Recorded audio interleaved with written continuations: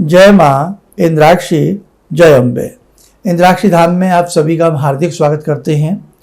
आइए इस अंक में हम बात करते हैं गुरु पूर्णिमा की। 29 जुलाई की गुरु पूर्णिमा है। बहुत ऐसे साधक होते हैं जो गुरुधाम नहीं जा पाते हैं, तो आप घर में बैठकर ही अपने गुरुदेव का, गुरु भगवान का पूजन करें। षोडशोपचार से करें, पंचोपचार से करें। सारी जानकारी इस अंक में हम आपको देंगे। आइए पहले आज का हम पंचांग देखें। 27 जुलाई सन 2026 दिन सोमवार, संवत 2083, आषाढ़ मास, शुक्ल पक्ष, तिथि त्रयोदशी, नक्षत्र मूल, जन्म जातक गणमूल नक्षत्र की श्रेणी में होंगे। राहु काल 7:30 से 9, दिशा शूल पूर्व दिशा। अब देखिएगा 29 जुलाई की गुरु पूर्णिमा है। पूर्णिमा हर महीने आती है, लेकिन आषाढ़ मास के शुक्ल पक्ष की ये पूर्णिमा वर्ष की सबसे बड़ी पूर्णिमा कहलाती है। क्यों? इस पूर्णिमा में हम ज्ञान का पूजन करते हैं। इस पूर्णिमा में हम प्रेम का पूजन करते हैं। इस पूर्णिमा में हम अपने गुरु भगवान का पूजन करते हैं। जीवन में गुरु जो हैं वो समस्त अंधकार को मिटा करके शिष्य को प्रकाश की तरफ ले जाते हैं। जीवन में एक गाइड सबको होना चाहिए, सबको मिलना चाहिए। एक व्यक्ति भी चाहता है कि मुझे कोई समझाए, मुझे कोई बुझाए, मेरे जीवन को कोई सफल बनाए। हर व्यक्ति चाहता है। और एक कहावत है, परम पूज्य गुरुदेव कहा करते थे कि बेईमान व्यक्ति भी अपने लिए ईमानदार साथी चाहता है, कि बेईमान व्यक्ति भी अपने लिए ईमानदार साथी चाहता है। स्वयं बेईमान है, साथी ईमानदार चाहिए। तो भैया, जब बेईमान इतना चाहता है तो एक सही व्यक्ति भी चाहता है कि मुझे एक ऐसे गुरु मिलें, मुझे एक ऐसे गाइड मिलें, मुझे ऐसे एक पथ प्रदर्शक मिलें जो मेरे जीवन को संवार दें। सदियों से चली आ रही इस परंपरा का निर्वाह हम सबको बहुत मन से करना चाहिए। महर्षि वेद व्यास जी छोटे से ही थे, घर को त्यागा, ज्ञान की पिपासा में न जाने कितनी उन्हें साधनाएं की, कितनी तपस्याएं उन्होंने की, और करते करते करते करते किस प्रकार से उन्होंने वेदों का व्याख्यान किया, पुराणों की रचनाएं, उपपुराणों की रचनाएं, शास्त्र। शायद ही कोई ऐसा सदग्रंथ हो जहाँ महर्षि वेद व्यास जी की कलम न चली हो। हर व्याख्यान वेद व्यास जी से प्रारंभ होता है। महाभारत की हम बात करें, किसी की भी हम बात करें, तो महर्षि वेद व्यास जी की कलम ने वास्तव में सत्य सनातन धर्म में एक बहुत बड़ा उपकार किया है। तो ये पूर्णिमा जो है वेद व्यास जी के पूजन की भी पूर्णिमा है, इसलिए इसको व्यास पूर्णिमा, व्यासी पूर्णिमा के नाम से भी जाना जाता है। महर्षि वेद व्यास जी ने सत्य सनातन धर्म पर जो उपकार किया है, उसकी तुलना या उसका ऋण हम 1000 जन्म ले लें, हम तब भी नहीं उतार सकते। उसी प्रकार से समय समय पर अनेकों ऋषियों ने, अनेकों गुरुओं ने हमारी सत्य सनातन परंपरा को जीवित रखने का बहुत प्रयास किया है। आज देखते हैं कि किस प्रकार से धर्म में लोग बढ़ते जा रहे हैं। बहुत लोग धर्म से विमुख हो रहे हैं, बहुत लोग साधनाओं से विमुख हो रहे हैं। ये गुरु की ही शक्ति रही है, ये गुरु का ही तप रहा है जो आज भी सत्य सनातन सीना ताने खड़ा है। समझे आप? इसीलिए जिन महर्षियों ने, जिन ऋषियों ने अपना पसीना बहाया है, अपनी कलम से हमें सद्ज्ञान प्राप्त कराया है, अपने ज्ञान से हमें बहुत ज़्यादा सद्ज्ञान देने की उन्होंने प्रयास किया है और जीवन को हमारे निखारा है और उभारा है। तो गुरु पूर्णिमा उन समस्त ऋषियों के पूजन की एक विशेष पूर्णिमा है। जो ऋषि मुनि संसार में आए और बाद में कोई सूक्ष्म सत्ता में विलीन हो गए, कोई कारण सत्ता में विलीन हो गए, उनकी महिमाएं थी वो जाने। क्या हमारा उन सभी ऋषि मुनियों के प्रति कोई कर्तव्य नहीं बनता है। तो गुरु पूर्णिमा एक ऐसा ही कर्तव्य को पालन करने वाला, कर्तव्य को मानने वाला, आदर करने वाला, सत्कार करने वाला, ज्ञान की पूजा करने वाला एक विशेष पर्व है। तो आप ध्यान रखिएगा, इस पूर्णिमा में महर्षि वेद व्यास जी का जरूर ध्यान कीजिएगा। और साथ में जहाँ से भी आप दीक्षित हैं, जिन गुरु महाराज से आपने दीक्षा ली है, उनका ध्यान करते हुए अपने घर में ही प्रातःकाल 29 जुलाई को जल्दी उठें और अपने गुरु भगवान का मानसिक पटल में ध्यान करते हुए जैसे हम भगवान का पंचोपचार षोडशोपचार पूजन करते हैं वैसे ही फूल चावल आदि से षोडशोपचार 16 प्रकार की वस्तुएं अर्पण करना। अनेकों एपिसोड में हमने ये बातें आपको बताई हैं, है ना। तो पहले जैसे हम बैठने के लिए आसन देते हैं तो पुष्प का आसन गुरुदेव के लिए अर्पण करें, आसनम समर्पयामि। फिर जल से पैर धुलाएं, थोड़ा सा जल कटोरी में डालें। पाद्यम समर्पयामि, अर्घ्यम समर्पयामि, आचमनम समर्पयामि, स्नानम समर्पयामि। वस्त्र अर्पण करें, चाहे उनके लिए आप अगर वो शय शरीर है तो कोई भी जैसे धोती कुर्ता है जो भी आप देना चाहें, या कोई आसपास बड़े बुजुर्ग हों उनके निमित्त भी निकाल सकते हैं, नहीं तो जो मोली हम हाथ में बांधते हैं उसी का एक छोटा सा टुकड़ा। वस्त्रम समर्पयामि, यज्ञोपवीत पहनने का जो जनेऊ होता यज्ञोपवीतम समर्पयामि, है ना। अब चंदन लगा दीजिएगा, चंदनस्य समर्पयामि। चावल चढ़ा दीजिएगा, अक्षतान समर्पयामि। पुष्प चढ़ा दीजिएगा, पुष्पानि समर्पयामि। धूपम आग्रपयामि, दीपम दृश्यामि। धूप दीप का इशारा कर दीजिएगा। अब मिष्ठान चढ़ा दीजिएगा, नैवेद्यम निवेदयामि। ऋतु फल है कोई भी आज मौसमी फल है तो ऋतु फलानि समर्पयामि। उसके उपरांत आपने क्या करना है, पान और सुपारी पान में रख के तांबूल पूंगी फलानी समर्पयामि अर्पण कर दीजिएगा। अब उसके बाद पुनः दक्षिणा के रूप में थोड़े से चावल ले लीजिएगा, दक्षिणाम समर्पयामि चढ़ा दीजिएगा। फिर चावल ले लीजिएगा, सर्वा अभावे यानी कि कोई भी मुझसे अभाव रह गया हो, हे गुरु भगवान भूल चूक रह गई हो तो उस अभाव को इस चावल की पूर्ति के रूप में आप स्वीकार करें। सर्वा अभावे अक्षतान समर्पयामि चढ़ा करके ततो नमस्कारम करोमि, उनको प्रणाम कर लें। और फिर उनके प्रणाम करने के बाद कुछ पल अपने गुरु भगवान का स्मरण करते हुए उन्हीं के रूप में अपने आप को खो दें, विलीन करें और आतर भाव से जो भी उन्होंने आपको मंत्र वगैरह स्तोत्र आदि दिया है फिर उसको बहुत सुंदर भाव से आप उस स्तोत्र आदि मंत्र को जपें। मंत्र का यज्ञ करना चाहें तो उस दिन यज्ञ भी कर सकते हैं। और फूल मालाएं वगैरह भी, अगर गुरुदेव की फ़ोटो आपके पास बड़ी है तो फूल मालाएं वगैरह उनको पहना करके और आप जो भी उन्होंने भक्ति भाव आपको जीवन में दिया है सिखाया है उसको करें। और फिर प्रायश्चित जरूर करें, क्योंकि देखो जीवन में हमसे नाना भांति की गलती हो जाती है। कई बार गुरु तो हमेशा अच्छा ही मार्ग दिखाते हैं लेकिन शिष्य मार्ग से भटक जाते हैं। कई बार शिष्य अनमने मन से हम गुरु के पास जाते हैं। अब ऐसा नहीं होता, कई बार सारी जिम्मेदारियां हम गुरु के ऊपर छोड़ देते हैं। हम शुभ करें अशुभ करें, हम मेहनत करें ना करें, लेकिन फल हमें मिल जाए। तो बहुत सारी बातें होती हैं। कई बार मन ये पापी होता, मन ये कई बार ऐसा निष्ठुर हो जाता कि अपने गुरु के प्रति भी उसके मन में लालच आ जाती है। तो हमसे साल में जाने अनजाने में कुछ भी ऐसा अपराध हुआ हो गुरु के प्रति, या कुछ भी ऐसी बात हमारे मन में आई हो जो मन को ना शुभ भाती हो, उस स्थिति में हम गुरु से कान पकड़ करके प्रायश्चित रूपेण भी क्षमा मांगें कि हमसे कोई भी अपराध हो गया हो, कोई भी भूल चूक हो गई हो, हे गुरुदेव भगवान आप हमें क्षमा करें। और ये वास्तविकता है, भगवान नाराज़ हो जाते हैं, उन्हें प्रसन्न करना बहुत आसान है, लेकिन गुरु नाराज़ हो जाते हैं तो बड़ा मुश्किल हो जाता है ना। तो कहने का भाव, हालांकि गुरु कभी नाराज़ नहीं होते, वो अपने बच्चों से सदा प्रसन्न बने रहते हैं। सदा गुरु अपने बच्चों की ही शुभता चाहते रहते हैं। गुरु एक व्यक्ति नहीं, एक महाशक्ति होते हैं। इसलिए गुरु जब मिलते हैं बहुत सौभाग्य से मिलते हैं, और गुरु अपनी साधना के तप पर, साधना के बल पर अपने शिष्यों से जन्म जन्मांतर तक उनकी मुलाकात होती रहती है। कई बार हम 50 साल तक दीक्षा नहीं लेते, अचानक किसी गुरु के शरण में जाकर के 50 वर्ष के बाद दीक्षा लेते हैं।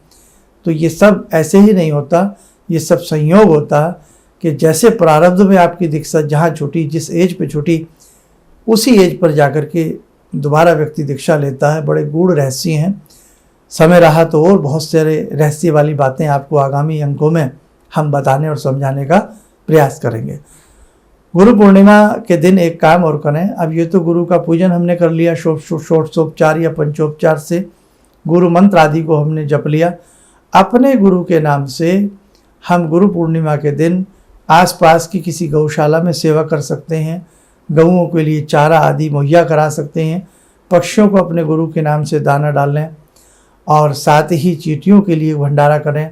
साथ ही जहाँ ऐसे अभावग्रस्त कुछ लोग रहते हैं, जहाँ भी वहाँ अच्छे भोजन प्रसाद की व्यवस्था हम अपने गुरु के नाम से कर सकते हैं। और उसी के साथ साथ कोई सद साहित्य हम जैसे अच्छे पुस्तकें, धार्मिक पुस्तकें अपने गुरु के नाम से बांट सकते हैं। अपने गुरु के नाम से हम वस्त्रों का वितरण कर सकते हैं, कंबल आदि का वितरण कर सकते हैं। बच्चों में कापी किताबें पेन पेंसिल हम बांट सकते हैं।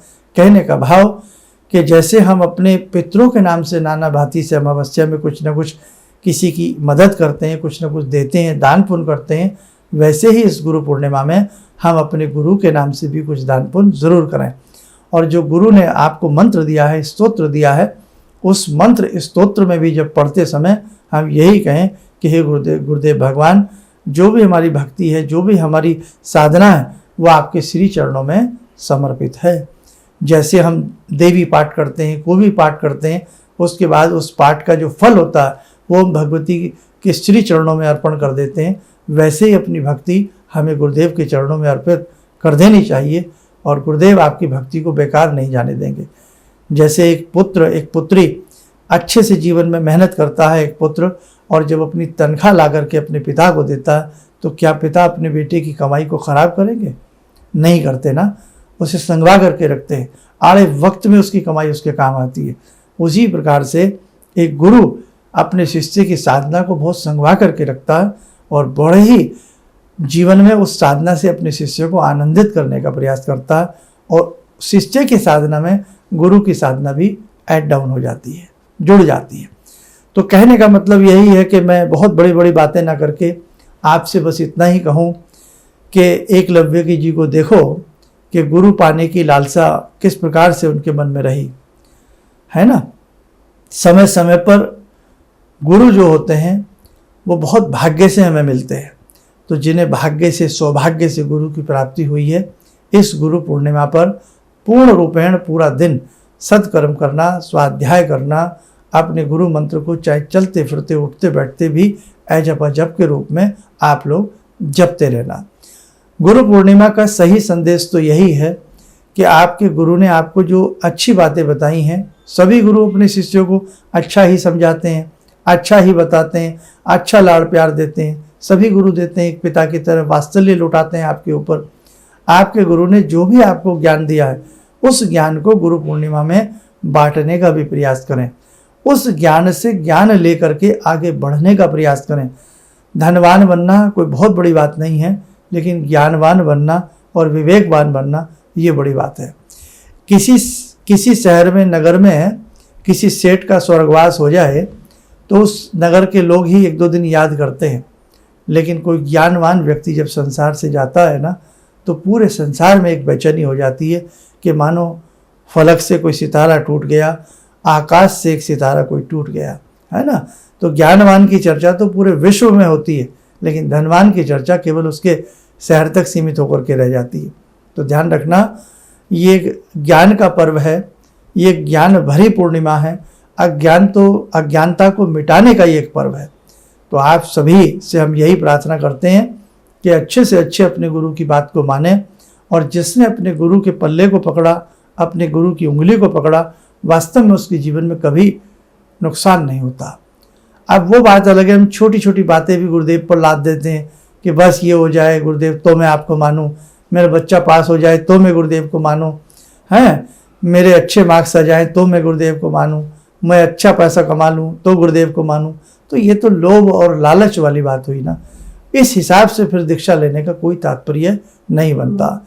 गुरु से मांगना है कल्याण मांगिए, गुरु से मांगना है मंगलता मांगिए, गुरु से मांगना है विवेक मांगिए, ज्ञान मांगिए, सौभाग्य मांगिए, है ना।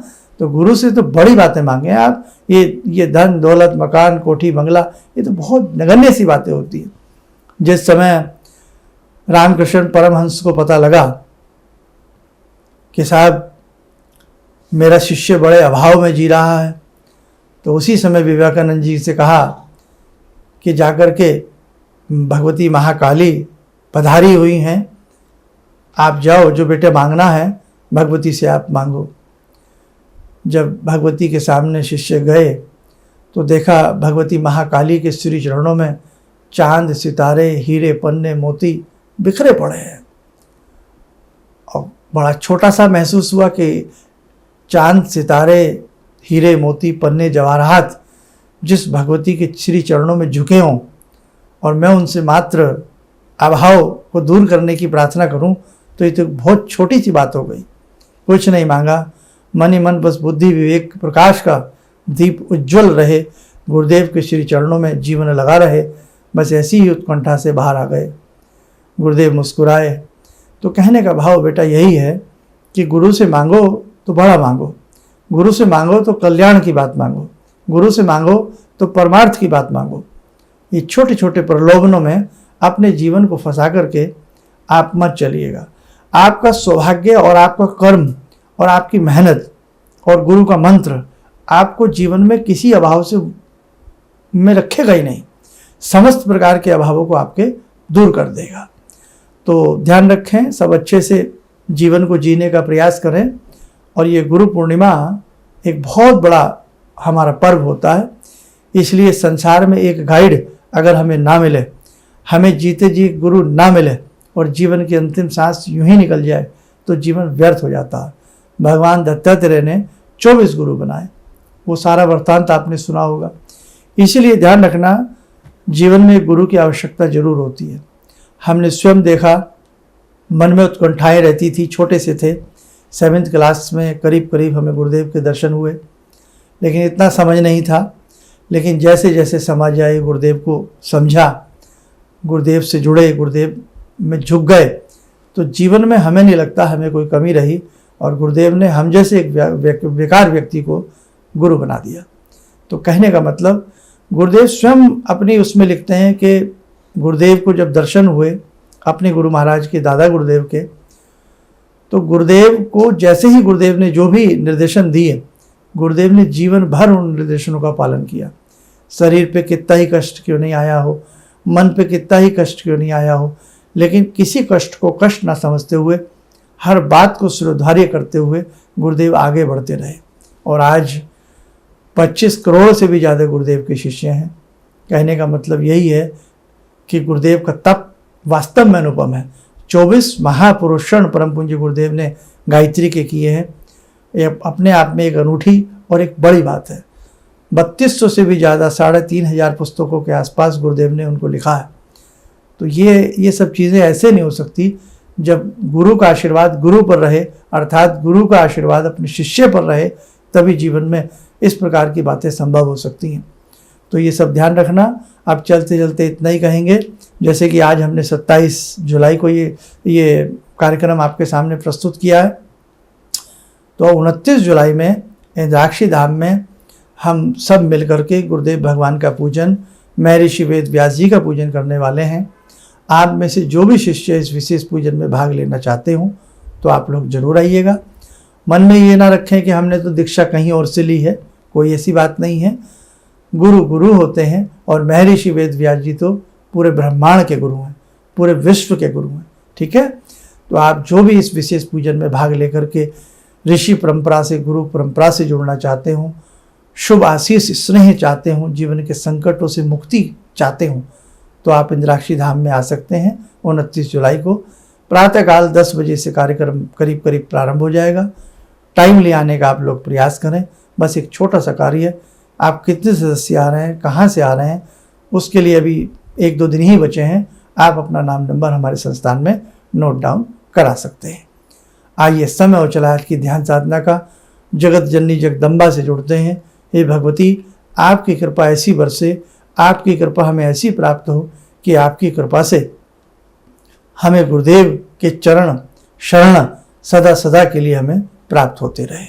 ओम सिंदूरारुण विग्रहां त्रिनयनां माणिक्यमूले स्फुरात् स्तारानायकशेखरं स्मितमुखी भापेन वक्षोरुवां पाणिभ्यामलपूर्णरत्नचषकां रत्नोत्परां बिभ्रति सौम्यां रत्नघटस्थरक्तचरणां ध्यायेत् पराम् अम्बिकां खड्गं चक्रगदेषु चापपरिगान् शूलम्बुशोण्डिं शिरा शङ्खं संदधतीं करे स्त्रीनयनां सर्वाङ्गभूषावृतां नीलासमद्युतिमास्य पाददशकां सेवे महाकालिकां यामास्तो स्वपितैहरो कमलजो हन्तुं मधुं कैटवम् विद्युद्दामसमप्रभां मृगपते स्कन्दस्थितां भीषणां कन्या विहकरवालखेटविलसा धस्ताविरासेवितां हस्तैश्चक्रगदाशिखेटविशिखां चापं गुणं तर्जनीं विप्राणामलिलात्मिकां शशिधरां दुर्गां त्रिनेत्रां भजे। कवच बना लें, ध्यान करें, भगवती का शुभ आशीष हम सबके ऊपर बरस रहा है।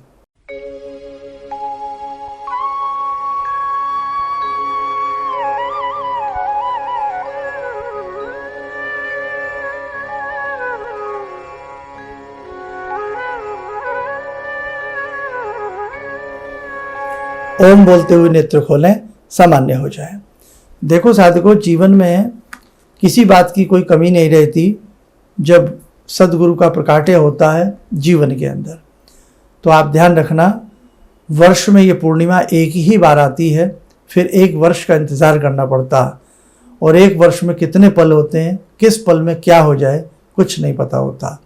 इसलिए जो कार्य श्रेष्ठ हो उसको श्रेष्ठ तरीके से लालच के रूप में अर्थात शीघ्रता के रूप में, काल करे सो आज कर, आज करे सो अब, पल में परले होएगी फिर करेगा कब, वो वाली बात है। तो हमें वो कार्य शीघ्रता से, श्रेष्ठ कार्यों में मुहूर्त का भी चिंतन नहीं करना चाहिए, समय का चिंतन नहीं करना चाहिए, बस कर लेने चाहिए। चलिएगा, आप सब लोग स्वस्थ रहें, सुखी रहें। इन्हीं शब्दों के साथ हम अपनी वाणी को विराम देते हैं। जय जय अम्बे। किसी भी समस्या के समाधान के लिए मिले प्रसिद्ध हस्तरेखा एवं वास्तु विशेषज्ञ प्रोफेसर धर्मेंद्र शर्मा जी से। नोट: शिविर में भाग लेने हेतु एवं व्यक्तिगत रूप से मिलने के लिए कॉल करने का समय सुबह 10 बजे से शाम 6 बजे तक। हमारे विभिन्न ज्ञानवर्धक कार्यक्रम देखने के लिए आप हमें अभी सब्सक्राइब करें, बेल आइकन को प्रेस करें ताकि आप देख सकें हमारा कार्यक्रम सबसे पहले। और अधिक जानकारी के लिए फेसबुक पेज को लाइक करना न भूलें।